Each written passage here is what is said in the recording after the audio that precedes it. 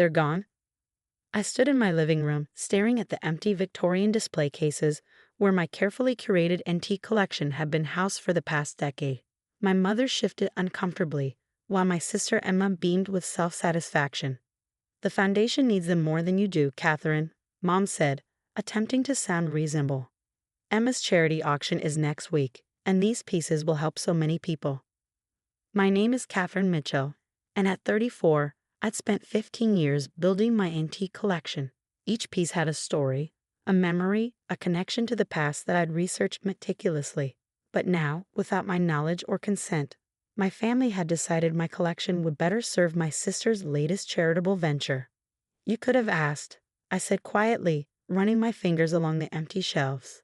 Emma laughed, flipping her perfect blonde hair. "Oh, please, you would have said no. Besides, Mom and Dad still have keys to your house.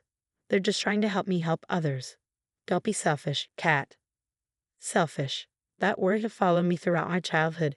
Any time I didn't immediately yield to Emma's wishes. When she wanted my room because it had better lighting for her dance practices, I was selfish for hesitating.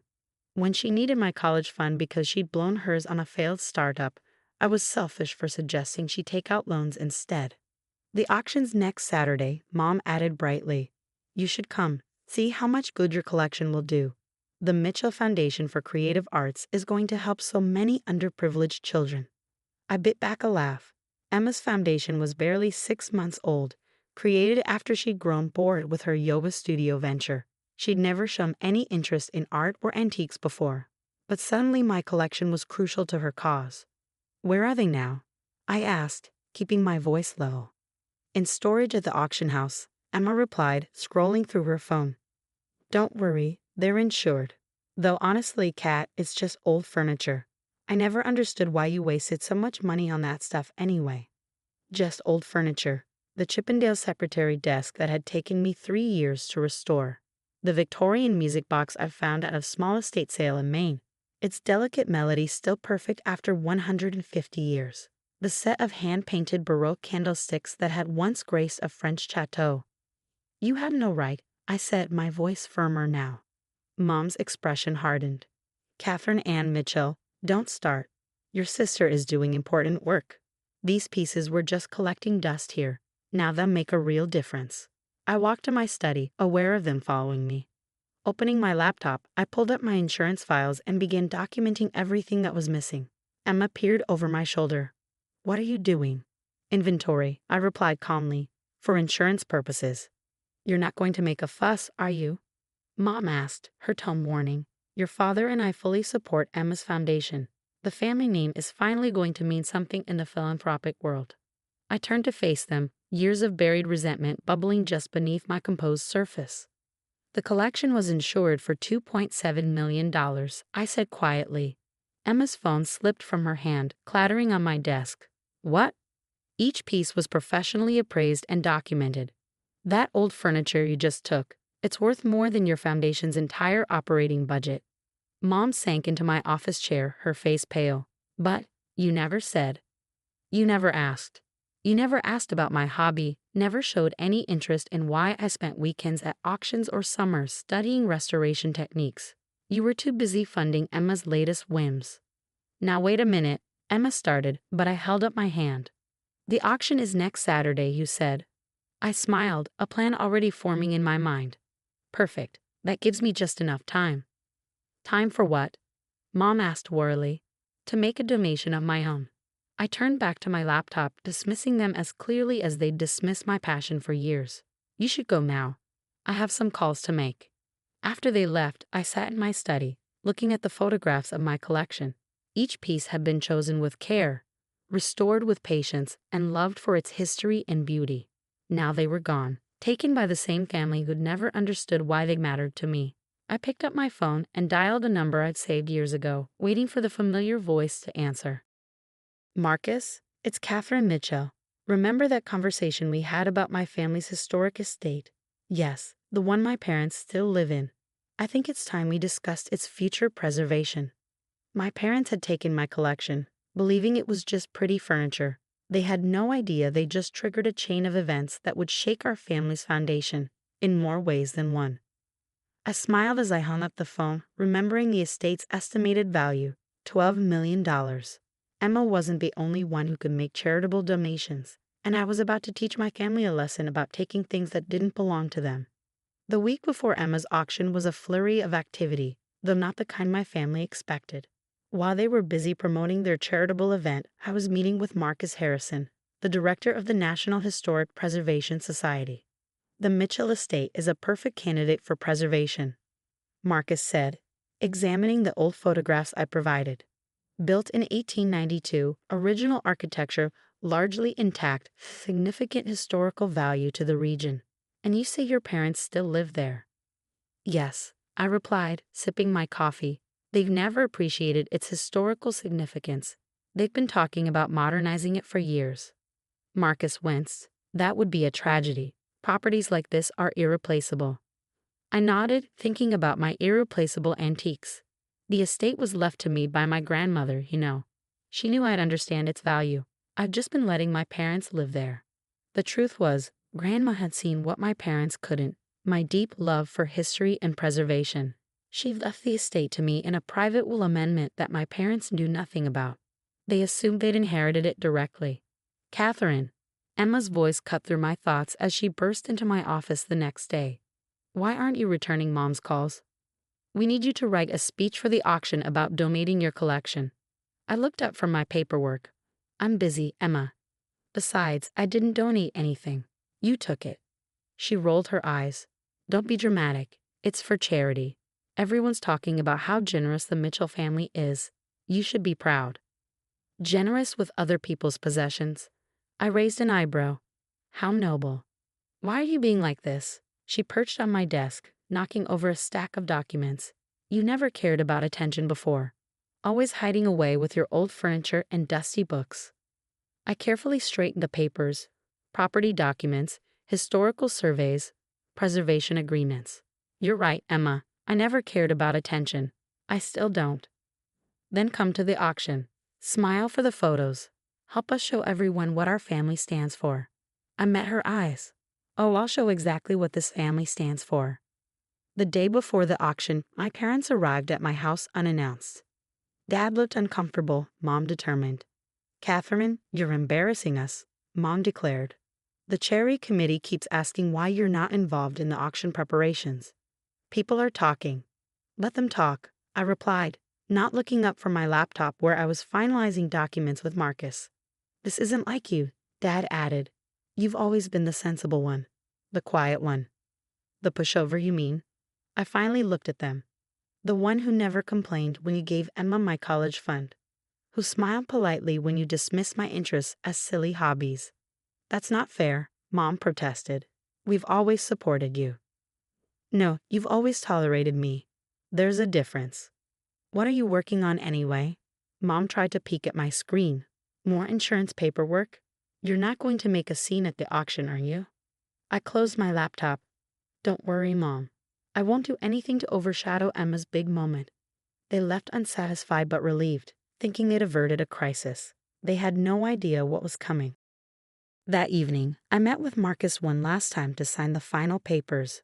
The Mitchell estate would be donated to the National Historic Preservation Society, transformed into a museum of Victorian architecture and design. My parents could continue living there, but under strict preservation guidelines. No modernization, no alterations, no changes without society approval. Are you sure about this? Marcus asked as I signed. It's an incredibly generous donation. I thought about my antique collection scattered across auction displays without my consent. Unsure. Some things deserve to be preserved, protected from people who don't understand their value. The press release goes out tomorrow morning, he confirmed, right before the auction. I smiled, imagining the scene that would unfold. Perfect timing. Back home, I stood in my empty living room, looking at the bare display cases. Soon they would be filled again, not with my original collection, but with new pieces I'd spend years finding and restoring. My passion wasn't in the possessions themselves, but in the hunt, the restoration, the preservation of history. My phone buzzed with a text from Emma. Final chance to write that speech. Don't let the family down. I didn't respond, Tomorrow, the Mitchell family would learn exactly how it felt to have something precious taken without their consent. My parents would wake up to discover they no longer controlled their beloved estate, just as I'd woken up to find my collection gone. The difference was, my donation would actually preserve something valuable for future generations. And unlike them, I had every legal right to do what I'd done. I went to bed that night feeling lighter than I had in years. Tomorrow would change everything, and for once, I wasn't going to be the quiet, sensible Catherine they'd always taken for granted. The morning of the auction dawned bright and clear. I dressed carefully in a vintage Chanel suit, another piece my family had never appreciated or understood. As I drove to the auction house, my phone started buzzing incessantly. The press release had dropped. Emma called first, hysterical. "What have you done?" "Mom's having a breakdown. The estate." "How could you?" I let it go to voicemail. Then came Dad's messages, alternating between threats and pleas. Mom simply texted, "Come home immediately. We need to discuss this outrage." Instead, I walked into the auction house, where my antique collection was displayed for Emma's grand charity event. The irony wasn't lost on me. My family had taken my carefully curated pieces to preserve art and culture, while simultaneously planning to strip all historical value from our ancestral home. "Catherine," Emma spotted me, rushing over in a panic. "You have to fix this. The Preservation Society, they're saying the estate belongs to you? That you've donated it." I smiled serenely. "Actually, it's already done. The papers were signed yesterday. The Mitchell estate is now officially a protected historical site." But where will Mom and Dad live?" "They can stay, of course. The society is very reasonable. They just can't make any changes without approval. No modernization, no renovations, no destroying its historical integrity." I paused meaningfully. It's funny how important preservation suddenly becomes when it's your own treasures at stake. Emma's face flushed with anger. "This is revenge, isn't it? Because of the antiques." "No, Emma. This is protection.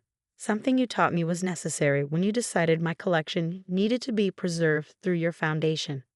The auction room was filling up with local socialites and media. My parents arrived, looking shell-shocked and angry. Mom made a beeline for me, but was intercepted by Marcus, who just arrived with his team. "Mrs. Mitchell," he called out cheerfully, "we're so excited about cataloging the estate's original features. Catherine tells us you've maintained much of the Victorian infrastructure." I watched as my mother plastered on her social smile, trapped by appearances into playing nice with the man who now controlled her renovation dreams. Dad stood by, looking lost without his usual authority. The auction began, and I took my seat in the front row. Each of my pieces came up for bid, and I watched them sell one by one. But instead of feeling lost, I felt vindicated. The total came to just over $3 million, more than I estimated. Emma took the podium, trying to maintain her composure. "The Mitchell Foundation for Creative Arts would like to thank our generous donors, especially my sister Catherine, whose contribution made this possible." I stood up then, walking to the podium. Emma tried to stop me, but I gently moved her aside. "Thank you, Emma. I'd like to say a few words about preservation." The room fell silent. "Today we've raised over $3 million from my antique collection, a collection I spent 15 years building, researching, and restoring. Each piece had a history, a story, a value beyond its price tag." I looked directly at my family. In that spirit of preservation, I'm pleased to announce that the Mitchell estate, my grandmother's legacy, will now be protected for future generations. The National Historic Preservation Society will ensure its architectural integrity remains intact, just as my antiques will now be preserved in new homes that value their significance. The audience applauded, missing the tension crackling between me and my family. Local reporters scribbled furiously, loving the story of dual preservation efforts within one prominent family. Afterward, my mother cornered me by the coat check. "You've ruined everything," she hissed. "Our renovation plans, our reputation."